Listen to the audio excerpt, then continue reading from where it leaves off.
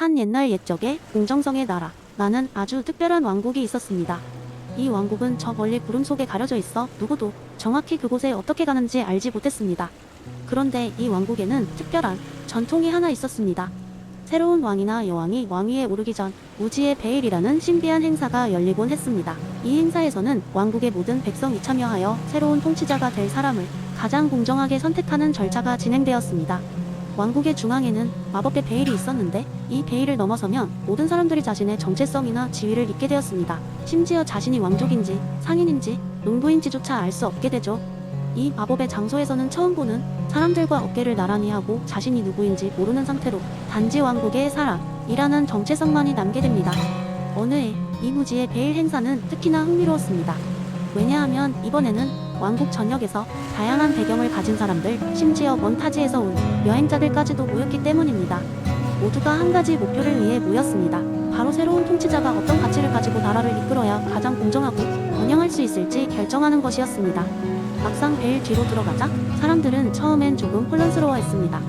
내가 여기에 왜 왔지? 왕족이 될 사람을 정하는데 관심이 있던 걸까?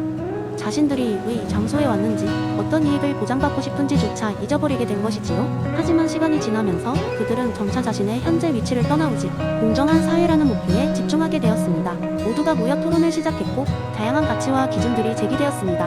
한 젊은이는 모든 사람에게 공평 한교육 기회를 줘야 한다고 주장했으며 다른 이는 건강관리를 보장하는 대중점을 두어야 한다고 말했습니다. 또 다른 사람은 표현의 자유와 같은 기본 권리를 우선적으로 생각했습니다. 시간이 흐르면서 사람들은 자신이 선택한 원칙들이 결국 자신에게 돌아올 가장 공정한 기준임을 깨닫게 되었습니다. 왜냐하면 그들은 자신의 미래 위치를 알 수 없었기 때문이었죠. 누구나 부적절한 상황에 놓일 수 있다는 것을 인식하고 있었던 것입니다. 행사가 끝나고 왕국의 백성들은 베일을 벗고 현실로 돌아왔습니다. 이제 그들은 평소와 다름없는 자신들의 모습을 되찾았습니다. 그러나 모두에게는 한 가지 공통된 확신이 생겼습니다. 그들이 정한 원칙은 모든 사람에게 최선의 이익을 보장할 수 있을 것이며 이는 공정한 사회를 이루는 초석이 될 것이라는 믿음이었습니다. 이로써 공정성의 나라는 다툼 없이 새로운 통치자를 맞이하게 되었고 희망과 권리 보장에 근거한 공정한 정책들이 새롭게 도입되었습니다. 이 모든 것은 바로 우지의 베일 아래에서 모든 이들이 자신의 위치와 관계없이 궁극적으로 무엇이 옳은지를 선택하게 만든 이 특별한 마법 덕분이었습니다. 이 무지의 베일 행사는 이후에도 왕국의 전통으로 자리잡아 모든 세대의 통치자가 공정성을 기반으로 나라를 이끌어가는 데 있어 중요한 역할을 하게 되었습니다. 그리고 전 세계에 공정성의 나라의 이야기가 퍼져가자 많은 사람들은 자신들이 사회에도 이러한 사고 실험을 도입하여 더 나은 미래를 설계해 나가고자 노력했습니다. 이렇게 존 론스의 철학은 한 왕국의 신비로운 전통으로도 변형되어 사람들에게 정의와 공정성에 대한 깊은 메시지를 전하게 되었습니다. 두 번째 이야기 한적한 마을에 마이클이라는 작고 활기찬 카페가 자리 잡고 있었습니다. 이 카페는 단순한 커피숍이 아니라 공동체의 중심지와도 같았습니다. 카페 주인이자 바리스타였던 샌디는 마이클 샌델의 공동체주의 철학에 깊은 감명을 받은 나머지 자신의 카페에서 그 이론을 실현해보기로 결심했습니다. 하루는 샌디가 카페 벽에 커다란 화이트보드를 걸고 손님들에게 질문을 던졌습니다. 우리 마을의 진정한 공공선은 무엇일까요? 이 질문은 사람들의 호기심을 자극했고 손님들은 커피를 마시며 자연스럽게 이 주제에 대해 이야기하기 시작했습니다. 어느 날 아침 동네에서 꽤 유명한 개인주의자였던 앤디가 이 카페에 들어왔습니다. 앤디는 스스로를 자유로운 영혼이라고 칭하며 늘 자신의 삶을 자신의 방식대로 살아왔습니다. 앤디는 카페의 화이트보드를 보며 코웃음을 치면서 공공선? 내 생각에 그건 각자의 자유를 바탕으로 해야 하는 거 아닌가? 라고 투덜거렸습니다. 이에 샌디는 커피 한 잔을 건네며 앤디에게 말했습니다. 앤디, 우리 한번 대화해보지 않겠어? 어쩌면 새로운 시각을 발견할 수도 있을 거야. 앤디는 그 제안을 받아들였고 둘은 깊은 대화를 나누기 시작했습니다. 샌디는 공동체주의에 대해 설명하면서 마이클 샌델의 이론을 바탕으로 다양한 예시를 들었습니다. 우리가 마을에서 보는 가치들이란 단순히 개인의 만족을 넘어서서 우리가 함께 형성하고 공유하는 것들이지. 예를 들어 우리 모두가 아끼는 공원의 가치는 그곳에서 함께하는 순간 그리고 그곳에서 자라는 아이들의 웃음소리에서 비롯되는 거야. 앤디는 처음엔 반신반의했지만 샌디의 이야기를 듣는 동안 조금씩 관심이 생겼습니다. 그 대화 이후 앤디는 카페를 자주 방문하며 마을 사람들과 이야기하기 시작했습니다. 그 과정에서 그는 자신의 자유를 존중받으면서도 타인과의 관계 속에서 더 깊은 만족을 느낀다는 것을 깨닫게 되었습니다. 시간이 지남에 따라 앤디는 마을의 여러 활동에 참여하게 되었고 그 과정에서 그가 가진 재능인 그림 그리기를 활용해 마을 벽화 프로젝트를 주도했습니다. 벽화에는 마을의 역사와 공동체의 가치들이 담겨 있었고 이는 사람들에게 큰 호응을 얻었습니다. 마지막으로 앤디는 마을 축제에서 자신의 경험을 공유하며 이렇게 말했습니다. 개인의 자유가 중요하지만 그것이 공동체라는 큰 그림 속에서 어떻게 어우러지는지를 이해할 때 우리는 더 큰 행복을 느낄 수 있습니다. 공동체는 나를 제한하는 것이 아니라 오히려 나에게 새로운 가능성과 기회를 열어주는 무대입니다. 마을 사람들은 앤디의 변화를 지켜보며 공동체의 중요성을 다시금 느낄 수 있었고, 마이클 샌델의 공동체주의가 그들 삶에 어떤 의미를 가질 수 있는지를 깨달았습니다. 샌디의 카페는 그날 이후로도 늘 북적였고, 사람들은 그곳에서 매일 새로운 공동선에 대한 논의를 이어갔습니다.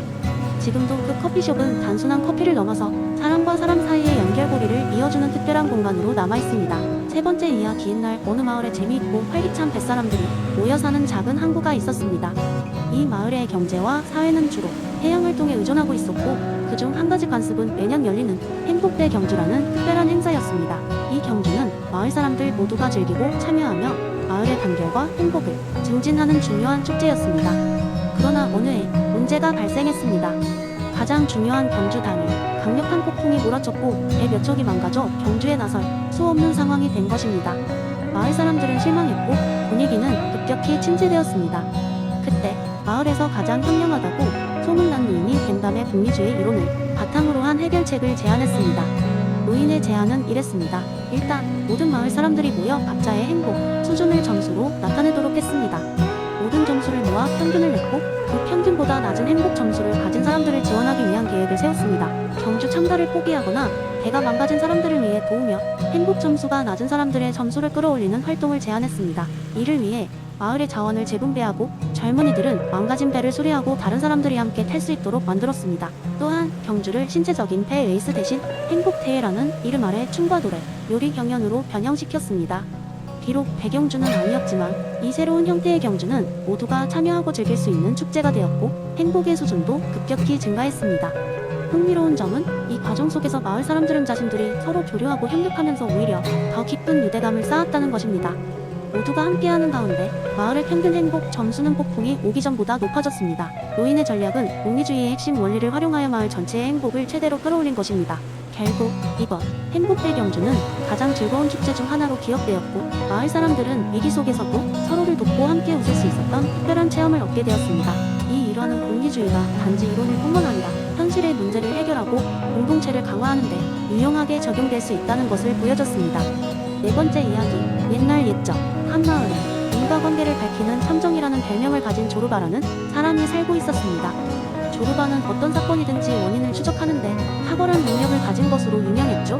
마을 사람들은 그에게 미스터리한 사건이 발생할 때마다 도움을 요청하곤 했습니다.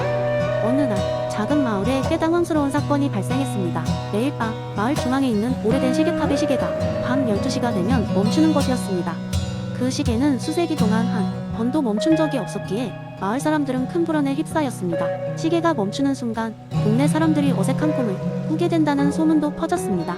이 미스터리한 현상은 여러 이야기를 만들어 내며 마을의 대화 주제가 되었습니다. 어떤 사람들은 이 현상이 마녀의 저주일 것이라고 주장했고, 또 어떤 사람들은 오래된 기계 장치, 자연스러운 부식 때문이라고 입을 모았습니다. 조르바는 이 사건을 해결하기 위해 조사를 시작했습니다.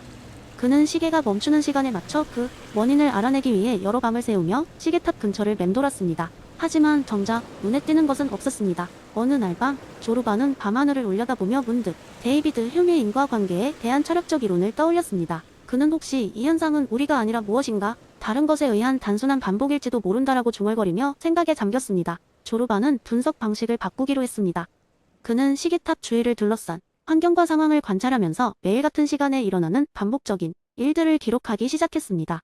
이를 통해 그는 시계가 멈추는 시간과 근처에 사는 한 할머니가 매일 저녁 정해진 시간에 집 앞에서 벗어나면서 문을 쾅 닫는 시간이 일치한다는 것을 발견했습니다.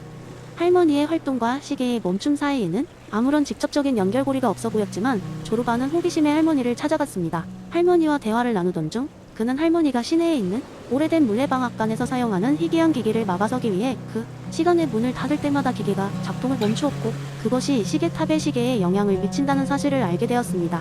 흉의 이론대로 인과관계 자체는 분명치 않았지만 반복적인 행동과 그로 인한 결과의 연결이 존재했던 것입니다. 마침내 조르바는 마을 회의를 열어 이 미스터리한 현상이 해답을 사람들에게 설명했습니다. 사람들은 처음엔 의아해했지만 조르바의 논리에 감명받게 되었습니다. 그는 할머니의 일상적 행동과 시계탑이 이상현상 사이에 그저 반복적 연관성을 발견한 것이었습니다. 그리고 이 이야기를 통해 마을 사람들은 반드시 모든 일이 명확한 인과관계로 설명되는 것이 아니라는 것을 깨닫게 되었죠. 이 사건 이후로 마을 사람들은 일상에서 겪는 여러 현상에 대해 조금 더 열려있고 생각할 수 있는 계기가 되었답니다. 조르바는 데이비드 휴미의 철학이 실생활에서도 유용하게 활용될 수 있음을 알게 되었고, 마을에서는 여전히 휴미 가르침이 회자되었습니다.